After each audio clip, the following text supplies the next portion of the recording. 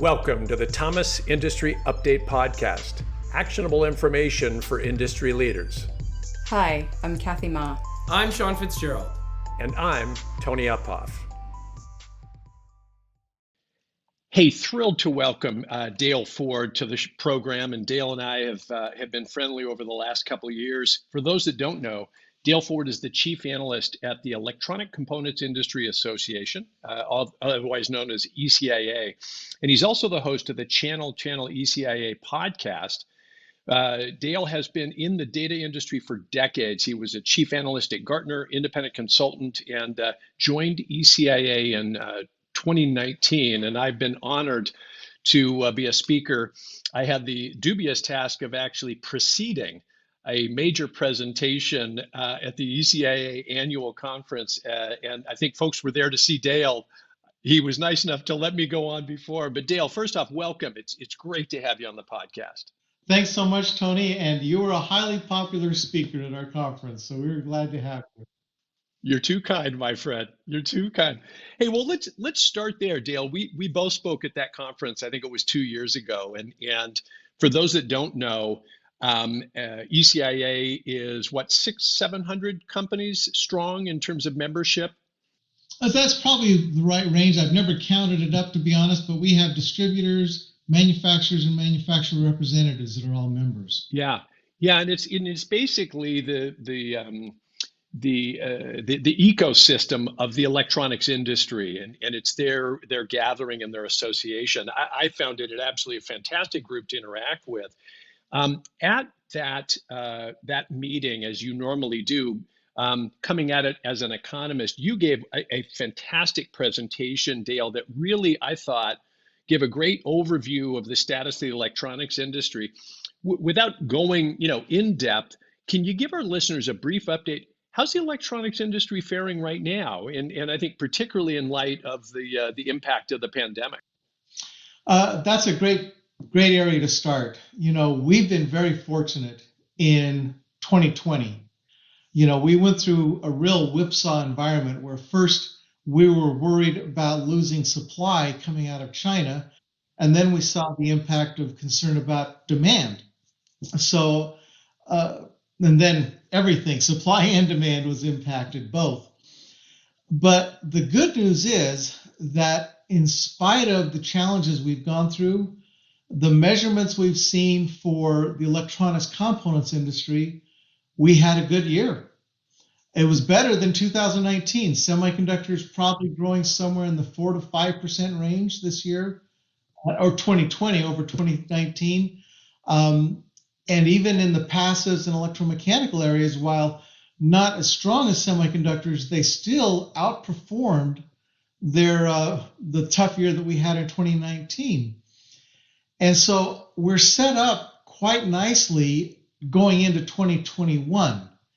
In fact, we're probably moving more to a situation where we have concerns about supply in certain areas coming into this year. We've seen some announcements of, for example, some major auto manufacturers having to scale back production because they're not able to source all the chips they want, which is a real shift. But we just have finished the Consumer Electronics Show this week. And that was the first time the show went entirely virtual. But looking at the trends before then and looking at developments that have been announced at the show, I'm very much a believer in what's called the swoosh scenario for the forecast. The various economists have put out their forecast for the economy, and the conference board put out their forecast. They had their most likely, but then they put out their upside scenario, which they called their swoosh forecast, kind of like the Nike swoosh. And I believe that we're on the cusp of some exciting technology advances that's going to drive some really exciting growth in our industry. Yeah. Well, Dale, first off, good to hear that. And I keep close connections because many of these companies that are a part of your group and beyond are advertisers of ours on thomasnet.com, and I'm aware of some of the trends. And I will tell you, if I go back into February, March timeframe, there were several that I was in contact with that would have not predicted that 2020 was going to be a growth year, and I think the industry somewhat surprised itself. Let me segue into, you just opened the door on some exciting breakthroughs in technology. You and I have spoken before about technologies that perhaps under the umbrella, Dale, of Industry 4.0, but technologies like the acceleration of cloud computing, mobile, big data, IIoT, and 5G. Talk about the trends that you see, and perhaps maybe some coming, Dale, out of the Consumer Electronics show this past week too. But what are some of those trends that you think are going to spur that swoosh, lift as you referred to it? We saw some really exciting developments on the technology space. Now, one that everybody is hearing about is probably a good place to begin is the 5G technologies. And we had a number of presentations related to 5G at the Consumer Electronics Show. And the thing is, most people, when they think of 5G, they think in terms of how the previous generations of wireless technology go, which is, okay, it's going to increase the bandwidth and it's going to improve the coverage. The exciting thing about 5G is it's a standard that's much more all-encompassing of the entire spectrum of opportunities, not just the high speed of what we would want on our smartphone, but it goes all the way through to industrial applications and provides a common unifying platform for implementing many of these solutions that we want to move forward with. Now, the early days, yes, we're going to see most of the headlines captured by what takes place with our smartphones. But really, in the long term, we're going to see an expansion in terms of the number of connected devices per capita around the world. And that expansion is going to be, a big part of it is going to be Industry 4.0. So we definitely see things on track there. We see new semiconductors that are being launched. For example, Qualcomm announced a new chip that we have different frequency bands where 5G operates. They announced a new RF front-end chip that will cover all of the different frequency bands that are part of 5G. So that's the type of thing we're seeing, more advances in the enabling technologies that will be very helpful. Now, moving beyond that, another big theme that really came out of the Consumer Electronics Show is robotics. Of course, Industry 4.0 involves a lot of involvement with robotics. And so we're seeing advances there. We've already seen exciting implementations of robotics on the factory floor. And so that's been fantastic. But the advances there in terms of various types of robots. And again, applying technologies in different environments. So you can look at autonomous vehicles, for example. Well, that autonomous vehicle, that type of technology can have great implications for what we do in the manufacturing floor and also our distributors as you manage inventories and distribution activities. And drones and a whole range of distribution solutions that go into place and manufacturing solutions. So we're seeing advances in all of these technologies. Now, there continue to be concerns. And advances on addressing those concerns, we're making progress, but there's still a long way to go. And I would say that we've overcome many of the economic and business profitability concerns that have been out there. I think we're seeing many business leaders that are now convinced of the benefits of adopting these technologies and moving forward. However, on the other hand, the one that just is really stubborn is our cybersecurity issue.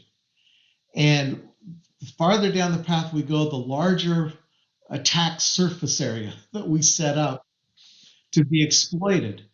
And I guess my two greatest concerns in terms of Industry 4.0 are the cybersecurity issues. We see daily headlines there, and the hottest career opportunities right now are in cybersecurity. One of my daughters is studying it now. It's a good field to go into.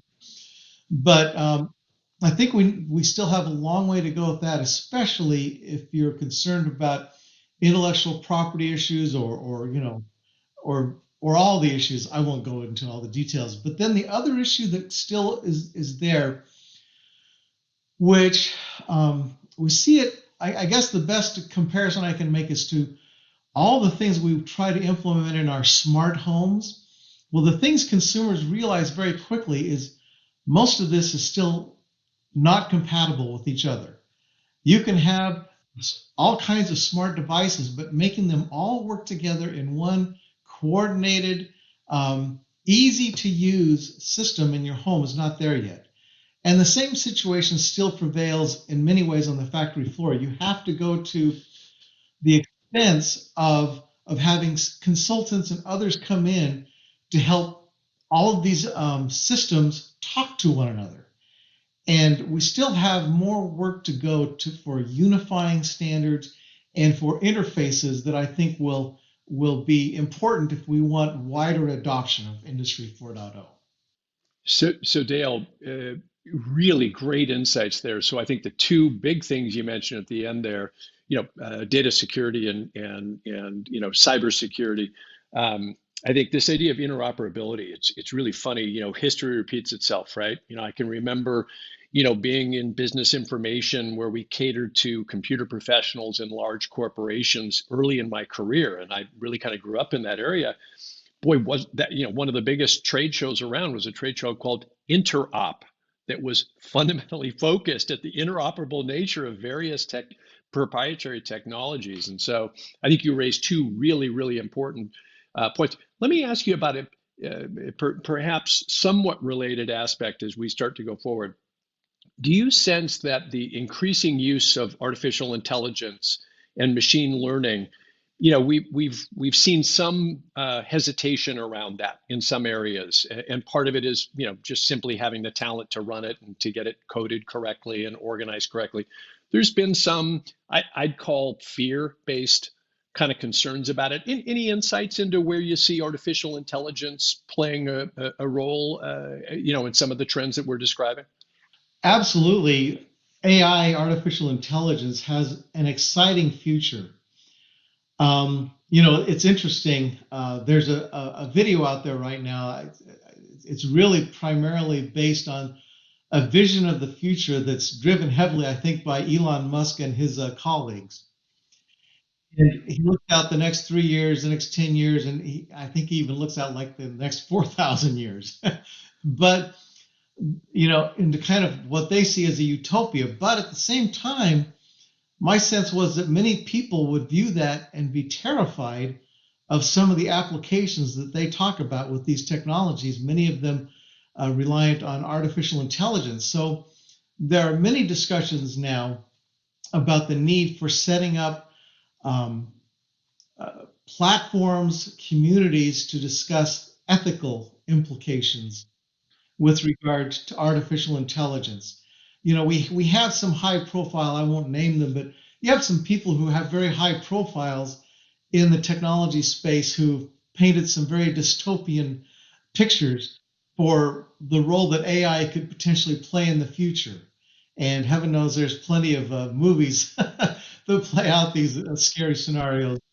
And so we have to, I think it's a very important trend that we're seeing that companies are now saying, we've got to at a company level and at industry levels, market levels, put in place some councils for addressing ethical issues related to AI. Yeah. No, I think you're right. Kind of sticking with tech, but going back to thinking about data. You've had over the course of your career a lot of experience in data and analysis and analytics. The phrase "data is the new oil" has become a catchphrase over the last few years, and while it is a little bit buzzy, if you will, it really does reflect the power of big data, and particularly in my perspective here, the role that real-time data, so not survey instrument data, but real-time data is starting to play. Connect, if you can, Dale, some of these enabling technologies and the use of data. What are you seeing there, and what might you start to I don't know if it's recommend or help enlighten some of our listeners who may be at some kind of the early stages of their journey in this regard? Even before the pandemic, you saw some of the leading companies implementing real-time data solutions, for example, in website activity, and creating tools for analyzing that activity and helping them uh, gain information that would enable important business decisions. A couple of years ago, I had a chance to visit a number of major electronics component distributors. And on a couple of occasions, they were kind enough to actually, in the conference room, sit me down and show me the real-time activity that was taking place in gathering data and in analyzing that data from multiple dimensions. You know, they were able to filter out the bots. They were able to understand what was real traffic. They were able to understand where it was going, where it was coming from. Now, this is truly big data. I mean, we're talking incredible volumes of data hitting some of these large distributors. And so it required the use of more advanced tools to understand and analyze that data. And so there were exciting tools out there, and leading companies were already implementing it. Now, there's serious questions. We're not going to go back to the old normal, obviously. And there's serious questions now that it came up actually in a podcast recently that we did with Michael Knight at TTI. And Michael was discussing with David, our CEO, how marketing and sales would transition in the future.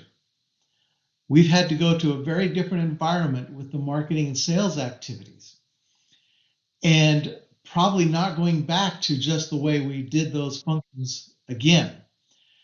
And so what we have now is the opportunity to expand the use of these different tools that allow us to capture and understand what's coming to our various websites, allow us to capture what's going on with our suppliers and with our customers, and bring this together. Now, we have a long way to go to create a unified environment again there. But coming out of this, you're going to see much more teleworking, much more taking place remotely, and companies are going to have to deploy tools that enable that. The other thing that comes into play are virtual reality types of experiences. You know, CES was always a great show where you could walk the floor and you could get up close and personal with the products and the technologies. And even though there were great videos and great demos that they made available on the internet, you really lost that up close and personal experience of interacting with the products. And I could see virtual reality playing a very helpful role in all of that going forward. And so there are many, many opportunities I see coming out of this. Yeah, I couldn't agree with you more. You know, virtual reality is an example, and we have customers of ours that I've spent time with and examined where they're taking what has historically been a training that would take, you know, a minimum of 6 months to a maximum of 2 years to really get somebody up to speed, and they're deploying virtual reality technology to get somebody up in a period of months versus let's say a year time. So the applications for that are really remarkable. Even a company of our size, and I've had these conversations with Michael Knight at TTI before, we built a system on real-time data, and we now have the ability for prospects and customers of ours, not the people using the thomasnet.com platform, the buyers of industrial products and services, but our prospects and customers. We can now have complete line of sight from interest, where they might engage with some marketing material or come to a website, through to when they become a customer, through to invoicing and renewing the customer. And we have complete line of sight of that. Now, you know, it's taken us a while to build that, but boy, the available technology today, and I hate to use the expression cheaper, faster, better, but there is a component of that, is within the grasp of the average company today. In a way, Dale, that I would say several years ago, you're talking Teradata systems and some really large scale, major seven-figure investments so that you'd only see, very large credit card companies, let's say, or other companies. I think this type of real-time data technology and analytics platforms and tools are within the reach of a lot of companies today. Exactly, and the cloud has been critical in all of that because now we have all of these, take your pick, software as a service, services as a service, what have you. All of these that you're able to access these capabilities through the cloud with provisioning that's appropriate for the size of your company, for the size of your need. And so the economics of that have been unlocked, have unlocked the opportunities there for deploying these solutions because of the cloud. And so and we're just on the leading edge, really. Even though we've seen a lot of developments, there's still a long way that we can go with all of that. Hey, so let's take that maybe as a follow-up, Dale. Um, I think I'm particularly interested in your insights for listeners of ours who might, again, be a little early in this kind of a journey. They wouldn't necessarily fancy themselves as a data geek, as I might, or you might, or Michael Knight might. What kind of early advice would you give them about, not just best practices, but a way to kind of break the ice and get going around some of this stuff? And then kind of a connected to that, Dale, any risk factors? You mentioned cybersecurity as a risk factor, but any other things that you might illuminate around that? One thing I would note is there's a wide disparity in terms of the adoption and use of data-based management tools across companies and across industries. That's been one of the real eye-opening experiences I've had in my work with ECIA. As I've worked in different market segments and worked with companies in those segments, there are some areas where there's companies that have well-established data gathering, data management tools in place that are core to the management of their companies. On the other hand, I've been surprised at how many companies and industries where I really have to do a major sales job to try to persuade them to use data both at a company level and at an industry level. So you kind of have to learn how to walk before you can run in many of these areas. And so my recommendation is there has to be an awakening first, an education first of how essential data will be to the success of your business in the future. I participated in a very interesting group activity sponsored by the World Economic Forum in San Francisco a few years ago. And it really revolved around all the different ways that data could be used in the management of a business enterprise. And so there are many, solutions, many consultants, many ways of using data to go into the future. And companies really need to go out, explore, and find the tools that will work best for them. Now, if we look at the supply chain where I'm engaged with more specifically, there are many opportunities for continuing the improvement in how we manage the supply chain. Back in 2000, we all saw the incredible bloating of inventory and how that crippled the recovery coming out of 2000 because we had to either write off or work off all this inventory. And over time, we've seen dramatic improvements in inventory management and supply chain management. But we can go even further now as we've gone through this pandemic. Lynn Terrell, who was at Avnet, now is the Chief Procurement Officer, two titles. Anyway, she's Chief Procurement Officer at Flex. And she had an article recently where she said one of the real challenges in our industry is we have amnesia. We go through these challenges, we go through these crises, we adjust and adapt for a period, but then we forget and we go back to our old ways. And hopefully this pandemic has been a big enough wake-up call that we have a more consistent follow-through. Now, Avnet published a great article in their Navigator publication recently, And it talked about new tools that uses artificial intelligence and data. And these tools enable you to proactively do a stress test on your supply chain. And so rather than waiting for the crisis to hit, you can go and use these types of resilience stress tests on your supply chain. There's tools, for example, in this case, they focused on a collaboration between MIT and Accenture. And there's others developing these types of things. But with these stress tests, they're able to go through and address things like a risk exposure index, a time to recover, a time to survive. But what they're doing here is they're looking at key performance predictors instead of key performance indicators. And so you go through and you learn from these stress tests where you're vulnerable, and not only where you're vulnerable, but solutions to that. Well, if you were advising somebody who was newer to the game, if you will, of starting to use data, you're one of those companies that you said perhaps a little surprised they're not using data to run the business. As they start on their journey, what kind of cautions would you give them? Not about not doing it, but about things to be aware of in the area that you put in risk. You mentioned cybersecurity before.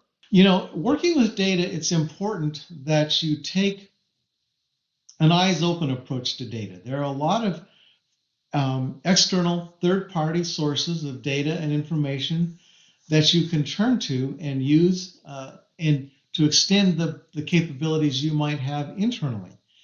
And so I think it's a great benefit to companies if they reach out and are able to leverage those external resources. But at the same time as you're leveraging those resources, you need to be willing to ask questions of those suppliers of data. You need to get into and understand, how do they develop that data, the reliability of their data? Is their data rationalized? For example, when I was involved with market research and I would see different companies come out and size up different markets, well, I would add up the data processing market, the communications market, automotive, and all of that. And very quickly, I would come up to somewhere between 150 to 200% of the total available market. And so one of the things I became very focused on was making sure that the data was rationalized, that things added up and they worked together. There are too many instances where people put out data and deal with data where it's not truly rationalized, and you can make some serious mistakes. And so you need to be willing to question and engage in a conversation with those partners that you might be involved with in working with that data and how it's coming in. Hey, as we round up the conversation, speaking of data, our data clearly across 70 odd thousand categories. Every second somebody's sourcing a product or a supplier on thomasnet.com. So I think we're approaching 4 petabytes of ongoing buyer behavior data. One of the things that we've been tracking very carefully is an acceleration of reshoring towards North America. Are you seeing in numbers you're looking at an impact to the electronics industry? And it kind of maybe perhaps goes back to how we started the conversation, Dale. You reflected on a pretty healthy 2020, but anything related to reshoring that you're seeing in the numbers you're looking at or the trends you're seeing? Yeah, that's a really good topic. I was looking at this even before the pandemic hit. We saw migrations of supply chains coming back onshore. And the term I really have latched onto that I like is sure-shoring.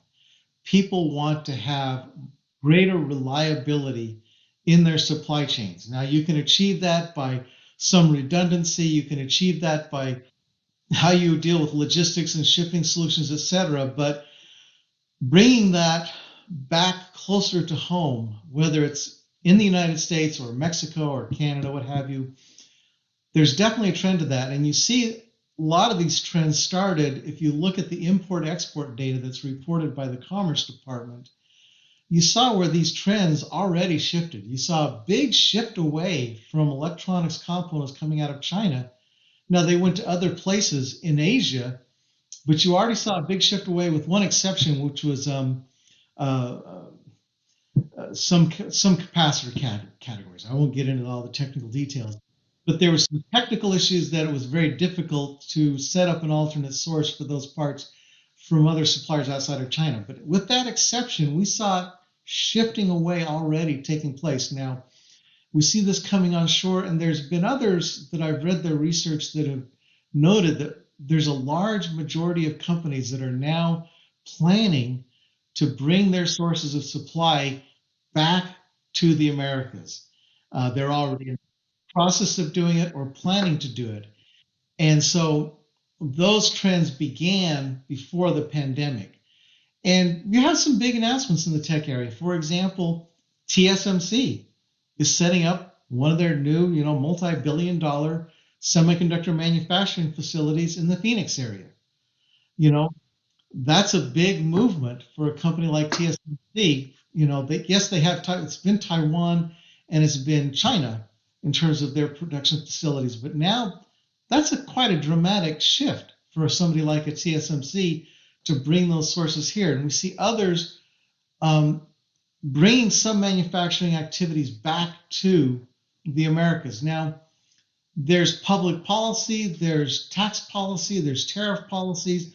All of these things are going to play into this. And so we have a new administration coming into play. And how the new administration is going to approach this could have a big influence moving forward as well. It could. It's interesting. And I am not an expert on regulatory issues, nor am I an expert on which administration would have the right regulatory issues to facilitate the dynamics that we're talking about here, Dale.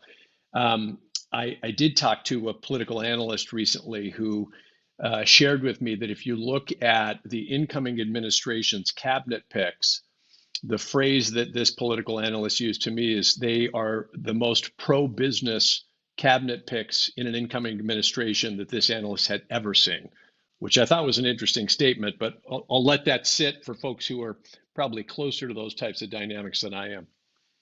It's a double-edged sword. There have been some complaints that if you're pro-business, you're seeking out the lowest cost of production areas in the world. And some people blame the migration of jobs and manufacturing activities in the U.S. to businesses that shifted all of this offshore. And so one of the things I would hope, and we'll have to see how it plays out, is that there's both a balancing of pro-business, but at the same time pro-worker, and an appreciation of needing to maintain a healthy local economy with people with employment opportunities that we need to be sure that we don't sacrifice our manufacturing base moving forward. I think it's important that we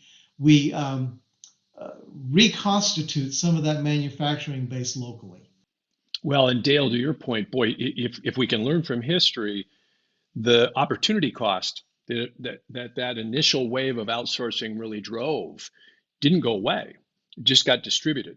And so we lost generations of workers and talent, but over time, and I think this is one of the challenges for manufacturing and the industrial markets here, is the skills gap to assure that we not only create but fill those open jobs that reshoring and other things are creating, because that's an important thing for us. The other aspect, and then I'll go to our final questions here, Dale. The thing that's fascinating about the manufacturing industry, and is one of the challenges, is the way they track jobs in the manufacturing industry. Historically, they've not counted folks that might be doing data work or programming of computers and other things. So if there's a line factory worker job that becomes closer to a computer or an IT job, unfortunately, it's not a one-to-one transition in the counting of jobs. It just shows as a reduction of a manufacturing job. So there's a lot of things around the manufacturing industry that, as you know, that there's a lot of misleading information and confusion about these things, but your core point is spot on. And I want to emphasize that for our listeners. North America really needs to make sure that we don't sacrifice these local economies. And it's huge to see companies establish billion-dollar fabs and other things in these local economies. And that's going to enable us to continue to build up manufacturing as a very, very strong sector in the U.S. economy. Yeah, companies are going to be moving into uncharted territory here. The electronics industry was a huge beneficiary of the free trade environment that we had over the last couple of decades. And consumers were really to a great degree. Many products were made available at price points that wouldn't have worked, say, in the way the economics worked previously. Now that we see the trade environment's changing, not just related to the Americas, but we see the Brexit that's taken place, and we see the competitive environment that's shaping up around the world with the major economies. Companies are going to have to be very aware and very agile in terms of how they deal in a global environment that's really quite unstable at this point, I would say. And they need to have people who are watching that. And as you say, understanding again the data that they're receiving. It's interesting, if you look at government data, periodically they have to redefine categories. You can't go back over the last 20 years and just use one consistent category, for example, for tracking import and export. You have to work at how they've changed those categories. And so updating and having current ways of measuring and reporting data becomes very important in understanding economies and industries. And those are going to go through big transitions, definitely. Really, really great. I got two more questions, Dale, and I want to remember to thank you again. It's great to catch up and get your insights, and I look forward to having you back on the podcast in the future.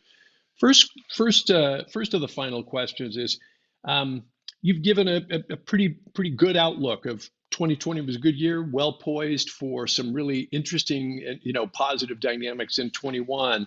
Kind of recap, if you don't mind, what do you expect to see in the next year in the electronics industry? And if you want to give a tip of whether Apple's really doing a car or not, that'd be fine, Dale. I'm sure our listeners would be really into that. And then once you're done with that, I've got one more question for you. Well, the great news, I would say, coming into 2021 is we're reaching a convergence, shall we say, of technologies coming into play. And I've been talking about this for some time. But we've had some areas that have developed earlier than other areas. So we've seen the deployment, for example, of sensors, wide deployment of sensors, for example, as we try to set up IoT and as we try to set up some of these solutions with the cloud.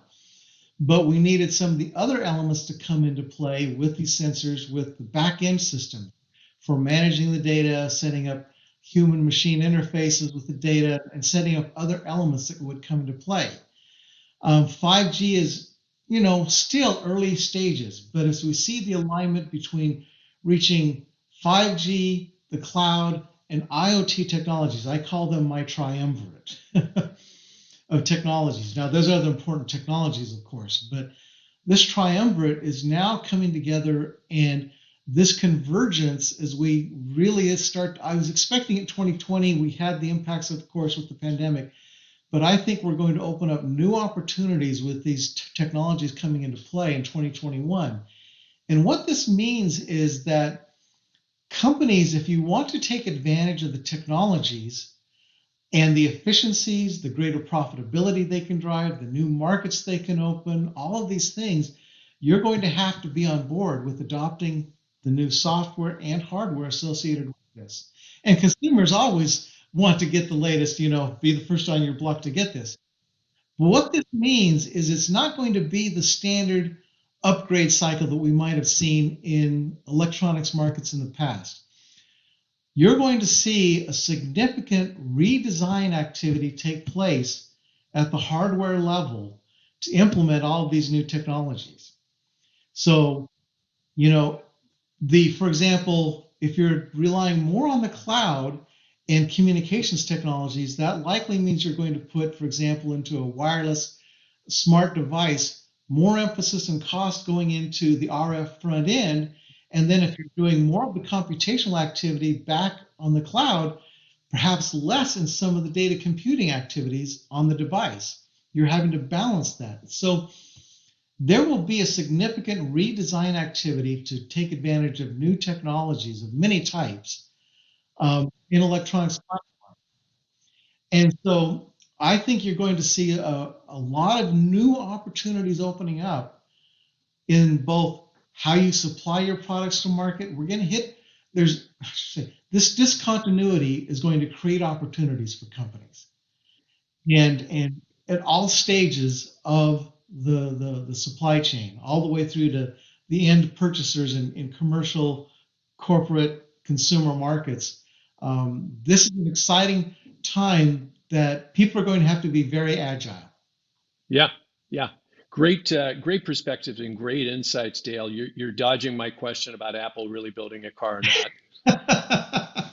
Well, Elon Musk paid me off to kind of keep that on the All down low. right, okay, all right. We'll leave it at that. Hey, I've got one last question for you, Dale. We're always fascinated with our guests who have led successful business lives, if they've got some habits that they could share with our listeners. And what are 3 habits you've adopted over the course of your career that you think have helped you consistently been successful?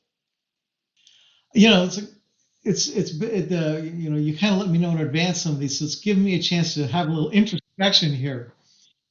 And I would start with a habit I have of being willing to ask questions. That has been so important to my development. It helps me understand topics clearly. I question teachers, colleagues, managers. In fact, in prior companies, they kind of had a joke about me. For people who are old enough, you might remember in the White House press corps, when they would have briefings there with the journalists and the reporters there was a woman named Helen Thomas. The woman in red? And she was always the first person to ask a question in every briefing. And I became known as the Helen Thomas of my company. I love it. It's great. That's great. That's high praise. So, understanding things, being willing to ask questions, that then on the other hand has helped me to be able to present it and explain it to various audiences in a much clearer fashion. So I think that's been very helpful for me. Another point is, and this can be a good and a bad thing, but I'm quite meticulous and focused on details. I want to be sure that not only is the data correct and proofed, but the text and what I write is well proofed. It's funny, I read quite a bit, and one of the things that is disturbing to me is that even in highly regarded publications, I see far too many mistakes. I think that the profitability, they must have laid off all of their proofreaders at some of these publications. But you quickly damage your reputation if you make simple mistakes and obvious errors, whether it's in the data or in the grammar or in the spelling, what have you. And so taking that self-pride in whatever I put out, I want to be able to take pride in it. And then the third thing is something that I would say I've developed more recently, but it's very important. It's become very important to me, which is I've become focused on regularly expressing my gratitude and thanks to others. It's changed my mindset and attitude, much healthier mindset and attitude. It's improved my relationships with people around me. And I've really shifted to a much more grateful mindset, you might say, in what I do in my professional life and personal life. And I think I've seen the benefits of that more. And like I say, I can't say I've done that my whole life, but it's become a greater emphasis recently. So really fantastic. I love these. So being willing to and consistently asking questions, being meticulous in making sure that you have things well understood and particularly communicating them in a very clear fashion, and then expressing gratitude. Yeah. And taking pride in your work. Yeah, it's interesting, Dale. Fantastic, and I love all 3, and I know our listeners will as well. It is interesting to me. I gave a bit of advice to a person that had reached out for some career advice, and I had a small coaching session with them when they were kind of looking at things. And at the end of it, they said, "Hey, is there anything else you'd recommend to me?" And I said, "Well, I said if let's say I have been helpful and or others that you've reached out to, tell them that. Yeah. Go back later and tell them that, and also tell them what you do." Because it's funny, we oftentimes ask people for advice or counsel, and then we don't go back and say, "Hey, Dale, thanks for that," or "Boy, you really helped me," or "Hey, here's what I did with the advice that you gave me." And oftentimes we think, "Well, gosh, they're busy. They probably don't want to hear." You know what? They do want to hear that. And Yeah. I think it's great advice, Dale. Yeah. Good. Well, on that note, thank you for the opportunity to visit with you. Thank you, my friend. Ladies and gentlemen, Dale Ford. And Dale, if you want to give quickly a Twitter handle or anything where folks can connect with you, and I will also make sure that it's in the show notes. Great. Yeah, my Twitter handle is Dale Ford 4, the number 4 Tech. That's my Twitter handle.